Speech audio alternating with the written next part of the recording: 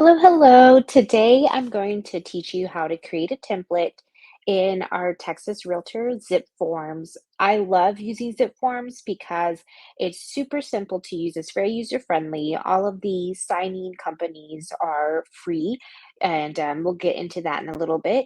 But if you are a member of TAR, a member of TREC, you automatically are offered this as a Texas Realtor. So I like to go to www.texasrealestate.com/account/login, and I can go ahead and also write the text below in the video. But there are other ways of getting here, but this is the easiest way for me. So your email address is going to be the email address that you have for Trek. So just go ahead and enter those credentials. If this is your first time logging in to Texas Realtors and Zip Forms, just go ahead and click Create Account, and you'll be able to log in using those credentials that you use for Trek. If for whatever reason you don't remember your password for Trek, just go ahead and go to the Trek website, do the whole forgot password spiel and reset everything, and everything should be good to go. But this is going to be the same login that you use for the Trek website. So I'm going to go ahead and log in here. Okay, and while it loads. So this is going to be your dashboard right here. You'll have your profile, your settings, everything. So I always just go to Zip Forms right here at the top.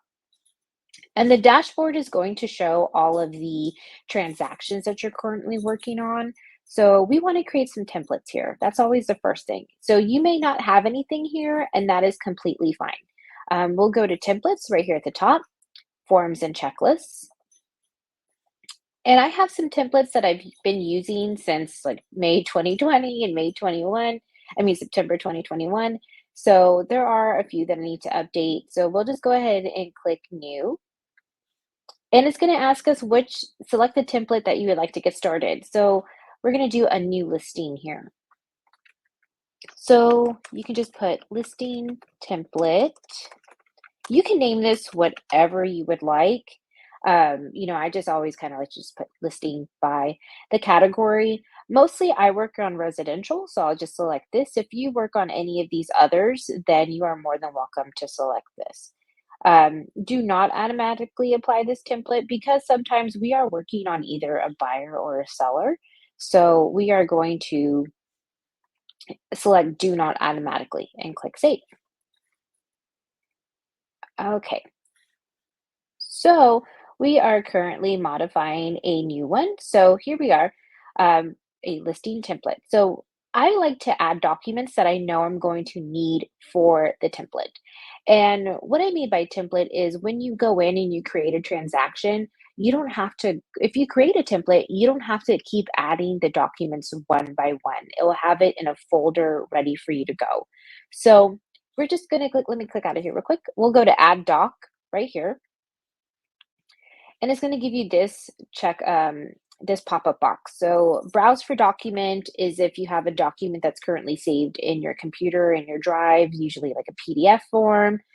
This is the one we're mainly going to use, add form. And these are the promulgated forms in Texas. So this is our form library. You may see something different here. What I've noticed in the past is that it usually defaults to the board that you are a member of.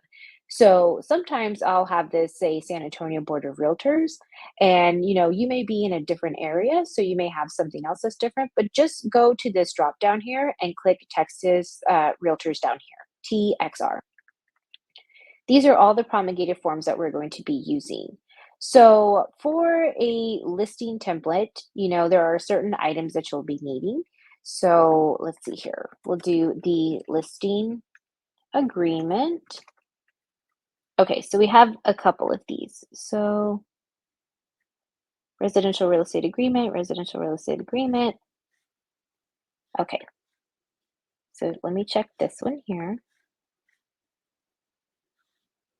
All right, exclusive right to sell. So you can also put exclusive right to sell as well.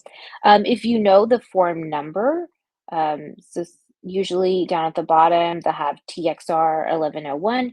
You can always put in the form number as well, and that will pop up too. So if you know the name, you can just go ahead and do that. If you know the number, that's perfect. So usually with a residential real estate listing, you can either, have this one and just all the documents that you're going to need. So if the home was built before 1978, you're going to need a lead-based paint addendum. So let's see here. Lead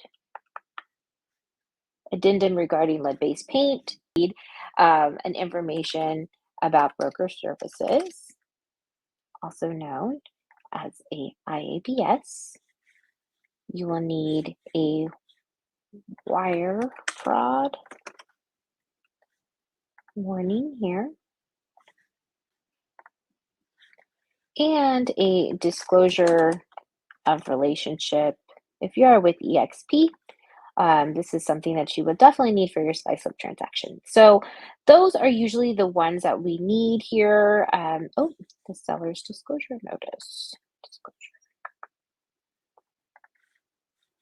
Okay, perfect. Okay, so those are the ones that you'll normally need here. So this is your template. Now we're going to create a buyer template. So just go to templates, forms and checklists, new, and we're going to do the new purchase or offer. And then we're just going to put buyer template. And since I work on residential, I'm going to select residential and save. Okay, so now we are modifying a purchase template and we want to add our docs. So what we're going to do here is what do we need when we put in a offer? We're going to go to our promulgated forms here and we need a 1 to 4 family. Usually that is what it is, a 1 to 4 family. If you're working on land and ranch, or you're working on townhomes, condominiums, or even something that is 4 to 8, then you would use something different. But usually it's standard 1 to 4 family residential. If they are utilizing financing, you'll need a third party finance addendum. So we'll just do this one. Okay, also they will need an information about brokerage service, brokerage services. Getting all tongue-tied there. Let's see. They will also need a wire fraud for the buyer. Remember, we are all about disclosure here. Speaking of disclosure, we will need to do a disclosure of relationship with residents. Okay, these are usually the 5. If you want to add a non-realty items addendum, you are more welcome to do that here.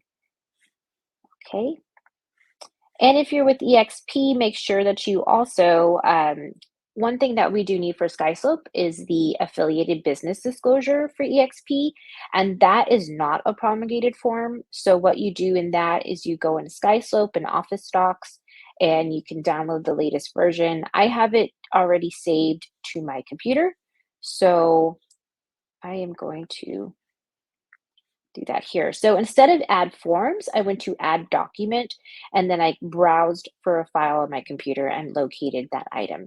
So we'll do that. And now it's added.